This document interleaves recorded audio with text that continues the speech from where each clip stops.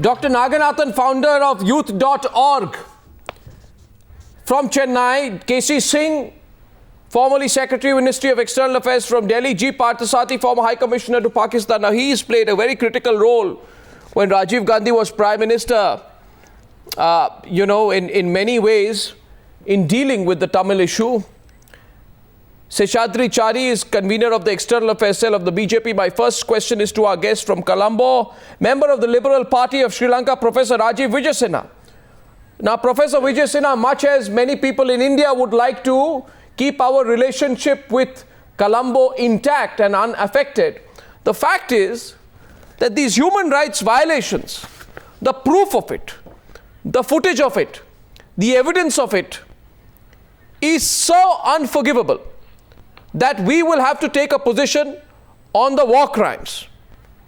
We might even have to look at our strategic interests with Sri Lanka later. What is your view on that, about the evidence that's been produced against your country? Well, I think we have to appreciate that India obviously has domestic compulsions in this regard. And we know very well that obviously you're coming up to an election year. I think we have to appreciate that during the struggle against the LTT, India gave us absolute support because they, like us, have to fight against terrorism. But at the same time, India always made it clear to us in those days that they saw this struggle as much for the Tamils as otherwise, because the Tamils were really suffering from a terrible fascist outfit.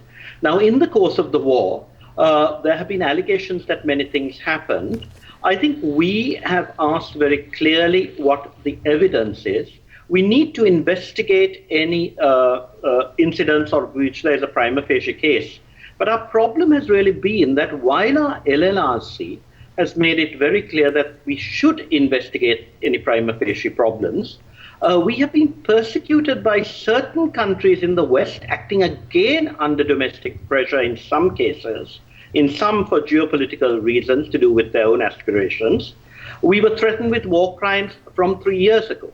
And I remember telling the British when they first brought a resolution against us, in which India steadfastly supported us, that they should not be doing this. And they said, no, what we want to do is to put pressure on you to treat the Tamils in Sri Lanka well. And I said, look, if you said we have to treat the displaced well, look after the former combatants who were forced into combat, that is perfectly valid. But take a leaf out of India's book. India gave us solid support against terrorism, but after the war ended, they had a bilateral discussion with some of our leadership, and there was a joint communique issued which talked about the future. And we really need to look to the future. You are saying look to the future, but a lot of people are saying, I'd like to get Dr. Naganathan in, we look at the future, but we must not forget the past. Professor Wijesinghe, in this Channel 4 documentary, which Sri Lanka questions its standards and fairness, there are two individuals who have witnessed the final violent stage of May 2009. And this is what they say. They say they shot people at random, they stabbed people, they raped them, they cut out their tongues. I saw people soaked in blood.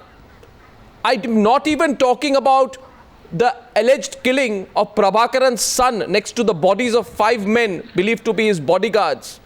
Strips of cloth on the ground indicate they were tied and blindfolded before they were shot. We want to look at the future, but this is the past we'll also have to look at. Dr. Naganathan. We have to take it out. I want to be very clear. Because this resolution, which is brought by US itself, is a weak resolution. It says that the Sri Lanka should fulfill the LLRC recommendation in a rapid manner. LRC is a self-appointed commission by Sri Lanka itself. But what we press is an international independent war crime investigations monitored by UN. So this very clearly states that the resolution per se is weak, and India is creating so much fuss in order to support that particular resolution. It is not a domestic compulsion, as you said, Arnav.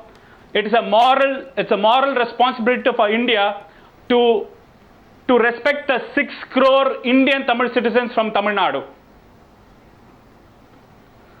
See, Rajapakse completely fooled India. First, he promises 4D approach after 2009.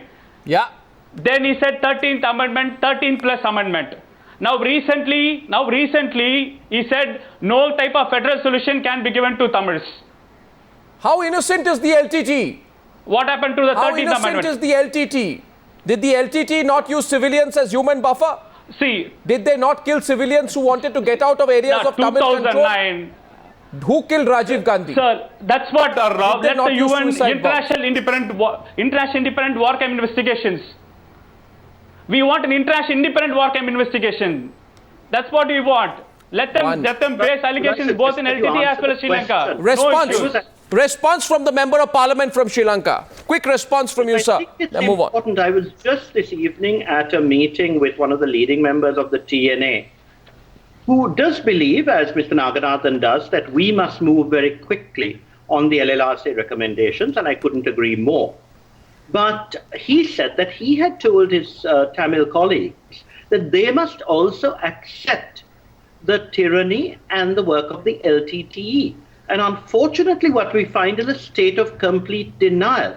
Now, it's all very well to tell the Sri Lankan government, as people like me do, that you must move on the LLRC recommendations. But their point of view is, why does no one actually look at the appalling terrorism from which Sri Lankans, Tamil and Sinhalese and Muslims in particular suffered so badly for 20 years? The Tamil political leadership was decimated by the LTT. And I'm really sorry that people like Mr. Naganathan, who should take a balanced view, I mean, I don't see any reason why they shouldn't be critical of Sri Lanka if they wish, but this complete failure to recognize the terrorist activity of the LTT and the need for the Sri Lankan government, having given the LTT 20 years to negotiate. So did the Indian government, and they just Let me turned respond to on that. and killed everybody. And I think I give you 30 seconds to respond. recognize that you will Let me actually respond to that. fail to promote let me respond to that. reconciliation and the proper rights for all Respond. our citizens, which is what we all want. See, so if the Sri Lankan MP is so benevolent about India strategies, I want to ask him a one straight question. What did you do about the Indo-Lakad Accord of 1987? About devolution of powers, about 13th Amendment. Your Supreme Court nullified the 13th Amendment, stating it's null and void. They said in unitary It said nothing constitution of the there can't sort. be any I'm sorry, federal but you must solution. get your facts clear. The Supreme Court abolished the merger very of the clear. North and East, which was in fact a sleight of hand, because it was agreed by the Indian and Sri Lankan governments that the merger could only take place after the LTT had surrendered its weapons. And unfortunately, our president at the time was an absolute scoundrel and was very anti-Tamil, and I'm surprised Now, what that you about- don't register that. That gentleman then according to decided LTT that is he would perished. begin the merger. Okay, I want to. 1 second. Can I get the others in, please?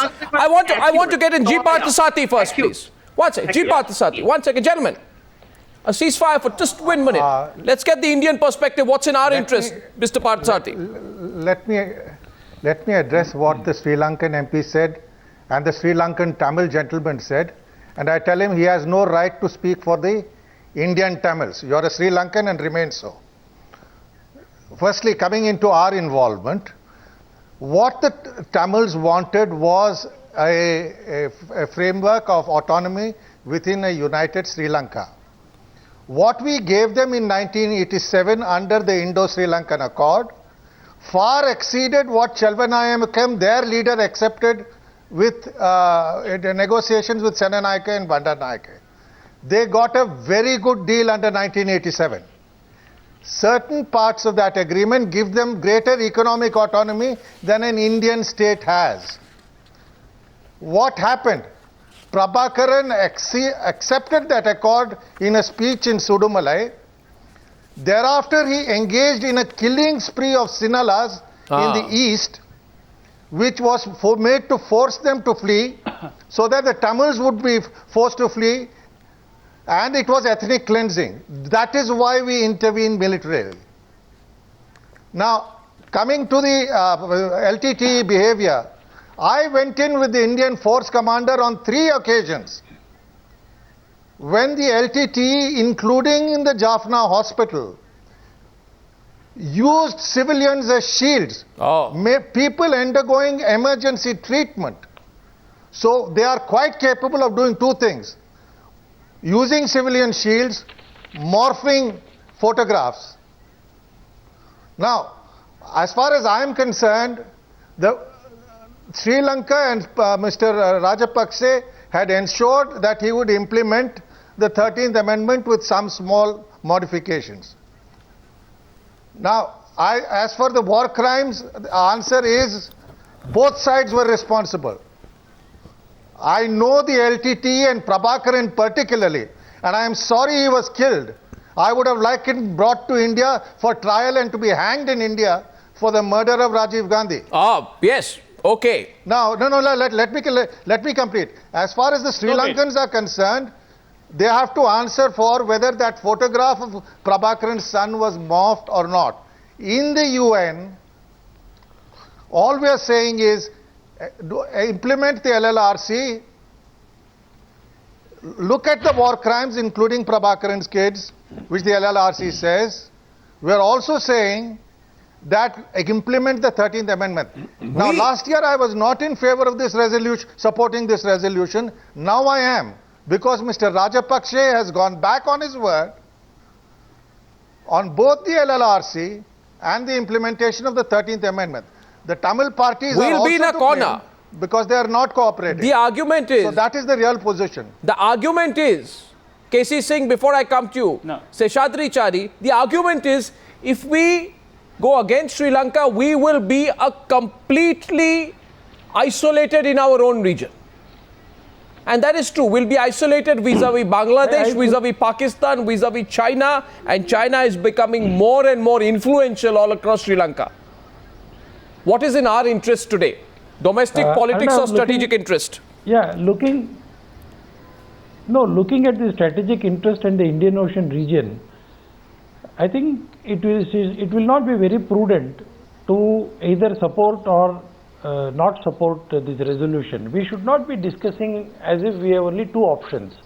I don't think we should have only limit ourselves to two options. The third option is that we can tell the United Nations also that we would like to abstain, but at the same time we can caution Colombo that some of the two, most importantly the two issues that Mr. G. Parthasarathy pointed out, if the Sri Lankan government, if Colombo can promise us that, I think we should go ahead with it, and we should also tell our own political parties in Tamil Nadu not to behave in such an irresponsible manner, including the national parties which don't look beyond vote bank politics here. Sri Lankan government is not playing any vote bank politics. As somebody very rightly mentioned, the LTTE was not an angel. They have liquidated their own Tamil leaders. Some of the top Tamil leaders in Sri Lanka were liquidated by the LTTE itself. So we will be actually, by supporting these organizations like TESO, incidentally, the TESO and TNA are not on the same page as far as all these issues are concerned. So we should be handling these things very carefully, and those who are concerned about human rights violations in Sri Lanka should also be equally concerned about human rights violations in China, human rights violations in Pakistan, and America's own record of human rights violations in Afghanistan. I think nobody is an angel in this world. I want you. So let us not limit ourselves only to Sri Lanka. I think Dr. Naganathan, you are in a complete minority today on the panel. I'll let you come in. And I'm going to ask you when I come back what your position is on another sensitive issue. 1 minute. Sir, Arnav. KC Singh first. Dr. Naganathan, I will come to you because you are on a minority on our News Hour panel tonight. But KC Singh, what would you put first? Political pragmatism or strategic interest? No, Arnab, I think at the moment, even last year I supported India voting for the resolution because we have lost all leverage in Sri Lanka. We waited for 3 years. From 2009, we tried cautioning the Rajapaksa government that they must move on devolution. And one point I must clarify at the beginning, I think whenever Sri Lanka makes this argument that LTTE did this or did that, but LTTE was a terrorist organization.